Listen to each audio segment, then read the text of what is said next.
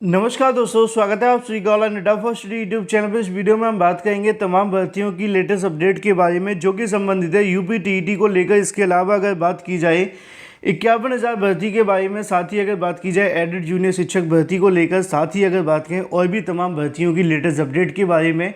उससे पहले जितने भी अभ्यर्थी इस वीडियो को देख रहे हैं, वीडियो को लाइक कर दें, साथ ही शेयर कर दें और चैनल को भी सब्सक्राइब कर लें, जिससे कि आपको इसी प्रकार की ऑथेंटिक और सटीक जानकारी ऑनलाइन अड्डा फॉर स्टडी चैनल के माध्यम से सबसे पहले मिलती रहे। तो चलिए दोस्तों, वीडियो शुरू करते हैं।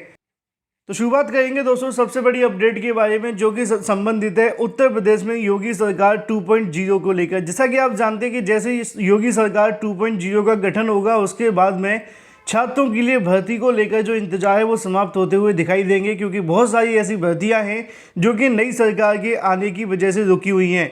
चाहे अगर बात की जाए पुरानी भर्ती को लेकर या फिर बात की जाए नई भर्तियों के बारे में, जैसी सरकार का गठन होगा उन सभी भर्तियों का जो रास्ता है पूरे तरीके से साफ हो जाएगा। उसी को लेकर लगातार समाचार पत्रों के माध्यम से जानकारी देखने के लिए मिल रही है कि योगी सरकार लगातार दूसरी बार मुख्यमंत्री योगी बनेंगे। इस बार जैसा कि आप सभी के सामने देखने के लिए मिल भी रहा है कि 25 तारीख को शपथ समारोह देखने के लिए मिलेगा, जिसके क्रम में जानकारी देखने के लिए मिल रही है कि 2 उप मुख्यमंत्रियों के साथ लगभग 40 से अधिक जो मंत्री हैं वो शपथ ले सकते हैं। हालांकि इसको लेकर यहाँ पर उनका कहना है कि केशव प्रसाद मौर्य को फिर से मिल सकती है अहम भूमिका। हालांकि आप जानते हैं केशव प्रसाद मौर्य 7,000 से ज़्यादा वोटों से हार भी गए थे। उसी को लेकर नीचे और भी तमाम जानकारियां लिखी हुई हैं, लेकिन आसान भाषा में कहा जाए तो आगामी 25 तारीख के बाद से नई भर्तियों को लेकर पूरे तरीके से जो रास्ता है वो साफ हो जाएगा। और इसके अलावा जो पुरानी भर्तियां लटकी हुई हैं उनको लेकर भी कहीं ना कहीं रास्ते साफ होंगे, क्योंकि बहुत सारी भर्तियों को लेकर शासन के दिशा निर्देश मांगे जा रहे हैं, लेकिन उत्तर प्रदेश में नई सरकार के गठन न होने के चलते वो भर्तियां आगे नहीं बढ़ पा रही थी। जैसा कि आप जानते हैं कि यूपी टीईटी 2021 का परिणाम भी घोषित करना था, लेकिन यूपी टीईटी के परिणाम घोषित करने को लेकर पहले सचिव परीक्षा नियामक अधिकारी के माध्यम से प्रस्ताव बनाकर भेजा, तो यहाँ पर यह कहते हुए रद्द कर दिया गया कि भाई उत्तर प्रदेश के अंदर चुनाव चल रहे हैं, अभी हम कुछ नहीं कह सकते। चुनाव खत्म हो जाने के बाद सचिव के माध्यम से एक बार फिर से 11 मार्च 2022 को प्रस्ताव बनाकर भेजा गया, लेकिन फिर से यूपी टीईटी का प्रस्ताव रद्द कर दिया गया। अब एक बार फिर से नया प्रस्ताव मांगा गया था। इसी बीच यूपी टीईटी को लेकर रिजल्ट की तारीख को लेकर एक बड़ी जानकारी निकल कर आ रही है। अगर आपने कल देर रात वाला मेरा वीडियो देखा होगा तो मैंने कल देर रात को ही आप सभी को बताया था कि यूपी टीईटी 2021 का परिणाम कब जारी होगा। अभी इसके बारे में कोई भी निश्चित तारीख देखने के लिए नहीं मिली है। मैंने कल देर रात को भी कहा था कि आपको 2 से 3 दिन इंतजार करना पड़ेगा। आज के समाचार पत्रों में जानकारी भी आपके सामने लिखी हुई है कि यूपी टीईटी का जो परिणाम होगा 25 तारीख के बाद घोषित किया जाएगा। उत्तर प्रदेश शिक्षक पात्रता परीक्षा 2021 का परिणाम 25 मार्च के बाद किसी भी दिन जारी हो सकता है। पिछली अगर बात की है सरकार के कार्यकाल में आयोजित की गई थी, लेकिन परिणाम जारी करने को लेकर देर हो गई। अब यूपी में नई सरकार के गठन होने का इंतजार किया जा रहा है। सरकार के गठन के साथ ही परीक्षार्थियों का इंतजाम खत्म हो जाएगा। हालांकि इंतजार खत्म होगा, इंतजाम खत्म नहीं होगा। 25 मार्च को नई सरकार के शपथ ग्रहण के बाद से नया मंत्रिमंडल बन जाएगा और इसके बाद यह प्रक्रिया पूरी होती परीक्षा नियामक प्राधिकारी की ओर से रिजल्ट जारी कर दिया जाएगा। परीक्षा नियामक प्राधिकारी कार्यालय ने अब तक परीक्षा का अंतिम उत्तर कुंजी भी जारी नहीं की है। तकरीबन 18 लाख से ज़्यादा अभ्यर्थी इसकी अंतिम उत्तर कुंजी और इसके अलावा परिणाम का इंतजार कर रहे हैं।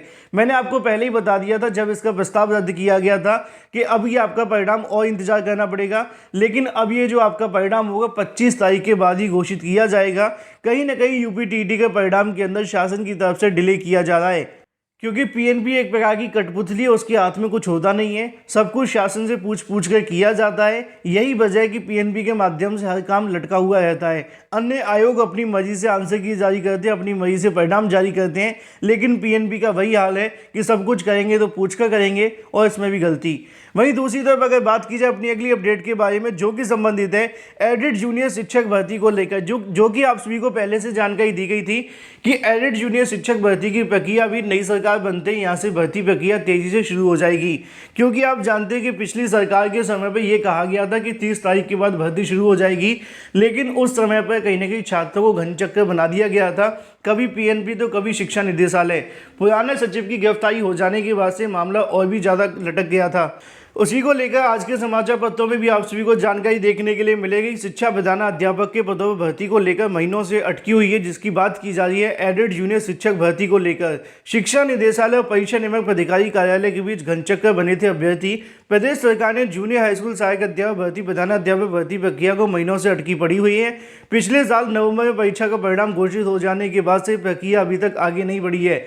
कई बार अभ्यर्थी ने शिक्षा निदेशालय, इसके अलावा सचिव परीक्षा नियामक प्राधिकारी कार्यालय में जाकर प्रदर्शन भी किया और भर्ती प्रक्रिया को आगे बढ़ाने की मांग की, लेकिन कोई सुनवाई देखने के लिए नहीं मिली। अभ्यर्थियों की उम्मीद है कि नई सरकार के गठन के बाद में भर्ती प्रक्रिया में तेजी से देखने की मिलेगी। इसी को लेकर ऊपर लिखा हुआ है कि नई सरकार के गठन के बाद एडेड जूनियर शिक्षक भर्ती के अंदर तेजी से बढ़ने की उम्मीद है। नीचे लिखा हुआ है कि अगर बात की जाए भर्ती प्रक्रिया को आगे बढ़ाए जाने के बारे में, 1500 से अधिक पदों पर सहायक अध्यापक और 300 से अधिक पदों पर प्रधानाध्यापक की जो भर्ती है, जिसका परिणाम 15 तारीख को घोषित कर दिया गया था। लगभग 45,000 से ज़्यादा अभ्यर्थी इसके अंदर पास भी हो चुके हैं, लेकिन अभी तक भर्ती आगे नहीं बढ़ी थी। आने वाली 25 मार्च को मुख्यमंत्री योगी के माध्यम से शपथ ली जाएगी और शपथ लिए जाने के बाद मैंने आप सभी को पहले ही बताया था कि जल्दी सभी शिक्षा विभाग के साथ एक बैठक भी देखने के लिए मिलेगी और सरकार की तरफ से एक समीक्षा बैठक की जाएगी, जिसमें जानकारी ली जाएगी कि वर्तमान के अंदर कौन कौन सी ऐसी भर्तियां जो कि लटकी हुई हैं और कौन सी ऐसी भर्तियां जो कि अपने अंतिम चरण में आ चुकी हैं। इन सभी भर्तियों की समीक्षा करते हुए यहाँ से भर्तियों को आगे बढ़ाया जाएगा। उसी के क्रम में आपको एडेड जूनियर शिक्षक भर्ती भी देखने के लिए मिलेगी। जैसे ही सरकार का गठन होता है, उसके बाद एडेड जूनियर शिक्षक भर्ती की प्रक्रिया भी आगे बढ़ेगी। हालांकि सीएम योगी के माध्यम से शपथ लेने में थोड़ा समय लिया गया है। अगर योगी सरकार 15 मार्च या 16 मार्च के आसपास शपथ ले लेती, जैसे कि पंजाब में हुआ था, तो अब तक आपकी एडेड जूनियर शिक्षक भर्ती प्रक्रिया आगे भी बढ़ जाती। यही वजह है कि आपको थोड़ा सा इंतजार करना पड़ेगा, लेकिन जैसे नई सरकार बनती है, एडेड जूनियर शिक्षक भर्ती भी आप सभी को पट्टी पर वापस लौटती हुई दिखाई देगी। लेकिन अगर बात की जाए परिणाम के विवाद के बारे में, तो अभी इसको लेकर कोई जानकारी ना तो सचिव परीक्षा नियामक प्राधिकारी के माध्यम से दी गई है और ना ही शिक्षा निदेशालय के माध्यम से दी गई है कि परिणाम को लेकर जो विवाद हुआ था वो खत्म हुआ है या नहीं। लेकिन वहीं दूसरी तरफ बात की जाए अपनी अगली अपडेट के बारे में, जो कि संबंधित है मुख्यमंत्री बनते ही बड़ी घोषणाओं के बारे में। जैसा कि दोस्तों आप सभी जानते हैं कि आपके पड़ोसी राज्यों के अंदर मुख्यमंत्रियों के चुनाव देखने के लिए मिले थे। वर्तमान के अंदर अगर बात की जाए, पंजाब के अंदर एक बड़ा बदलाव देखने के लिए मिला, जहां पे आम आदमी पार्टी की सरकार बनी। उसके बाद से पिछले 4 दिनों के अंदर 4 धमाल भी देखने के लिए मिले, जिसके अंदर सबसे मेन आपको देखने के लिए मिलता है युवाओं के लिए लगभग 25 लाख सरकारी नौकरियों को मंजूरी दी गई है। आज के समाचार पत्रों में भी आपको जानकारी देखने के लिए मिलेगी कि पंजाब के अंदर लगभग 25,000 भर्तियों को लेकर जो मंजूरी है वो दे दी गई है। पंजाब के मुख्यमंत्री भगवंत मान ने शनिवार को 25,000 सरकारी नौकरियों को लेकर मंजूरी दे दी गई है। मुख्यमंत्री ने कहा है कि चुनाव में किए गए वादे के मुताबिक हमने पहली कैबिनेट की बैठक में ही बेरोजगारी दूर करने को लेकर फैसले लिए। उन्होंने बताया कि 10,000 पुलिस भर्ती और इसके अलावा 15,000 विभाग, बोर्ड और निगमों के अंदर जो भर्तियाँ वो की जाएंगी। कुल मिलाकर लगभग 25,000 पदों पर जो भर्तियाँ वो देखने के लिए मिलेगी। लेकिन इसी बीच अगर बात की जाए उत्तर प्रदेश के अंदर आने वाली नई प्राथमिक शिक्षक भर्ती को लेकर, क्योंकि यहाँ पर भी अभ्यर्थियों का इंतजार किया जा रहा है कि जैसे ही उत्तर प्रदेश के अंदर सीएम योगी यहाँ से शपथ लेंगे, उसके बाद में कैबिनेट बैठक के अंदर लगभग 51,000 पदों पर शिक्षक भर्ती को लेकर यहाँ से कार्रवाई देखने के लिए मिलेगी। ऐसे में बहुत सारे छात्रों के मन में सवाल ये भी हैं कि हर बार की तरह सीएम योगी इस बार भी बैठकें तो करेंगे, लेकिन भर्तियों के विज्ञापन जारी नहीं होंगे। तो इस प्रकार की गलतफहमियां आप सभी को निकालने की आवश्यकता है, क्योंकि कोई भी सरकार हो, कहीं ना कहीं सत्ता में आने के लिए अपनी ओर आकर्षित करने का प्रयास किया जाता है। तो वहीं दूसरी तरफ 2024 के अंदर लोकसभा चुनाव भी होने वाले हैं। इन्हीं तमाम चीज़ों को ध्यान में रखते हुए उत्तर प्रदेश के अंदर हाल ही में होने वाली कैबिनेट की बैठक काफ़ी ज़्यादा महत्वपूर्ण साबित होगी, जिसमें आप सभी की लगभग नई प्राथमिक शिक्षक भर्ती को लेकर ऐलान देखने के लिए मिलेगा। अभी तक जो जानकारी शासन प्रशासनिक अधिकारियों के माध्यम से देखने के लिए मिल रही है, यहाँ पे उनका दावा है कि 51,000 प्राथमिक शिक्षक भर्ती को लेकर इसलिए भी चर्चाएं देखने के लिए मिल रही हैं, क्योंकि पिछली बार कहीं ना कहीं जब चुनाव देखने के लिए मिले तो अखिलेश यादव की तरफ से बार बार अपनी सभाओं के अंदर नई प्राथमिक शिक्षक भर्ती और इसके अलावा भर्तियों का जो मुद्दा है वो लगातार गूंजता हुआ दिखाई दिया था। इन्हीं तमाम मुद्दों के आधार पर जिस प्रकार योगी सरकार को निशाना बनाया गया था चुनाव के दौरान, तो इस बार सरकार का मानना है कि नई प्राथमिक शिक्षक भर्ती के मुद्दे को लेकर जो अभ्यर्थी नाराज हैं उनको खुश करने का प्रयास किया जाएगा।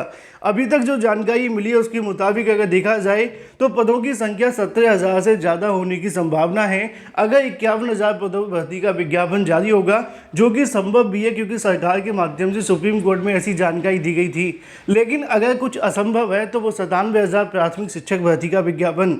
इसीलिए ज़्यादा नकारात्मक और नेगेटिव होने की आवश्यकता नहीं है, लगातार अपनी प्रिपरेशन करते रहें। जैसे ही मुख्यमंत्री योगी के माध्यम से पहली कैबिनेट की बैठक होगी, नई प्राथमिक शिक्षक भर्ती को लेकर भी आपके सामने जानकारियां देखने के लिए मिलेंगी।